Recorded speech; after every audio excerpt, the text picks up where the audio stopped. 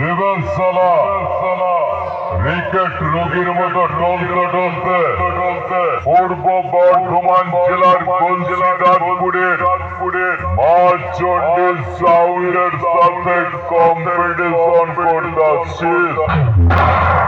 রাস্তাটাই তো ঠিক করতে পারছিস না রে, তুই আবার আমাদের সঙ্গে কম্পিটিশন করবি? সালা কেমন পেস মারবো না, পাঁচুইপুরের বাসে তুলে সুলাইপুরের বাস স্টপে গিয়ে নামিয়ে দেবো। 1 টাকায় চপ কিনে খেয়ে দিয়ে পুকুর পাড়ে ঘুমিয়ে পড়বি।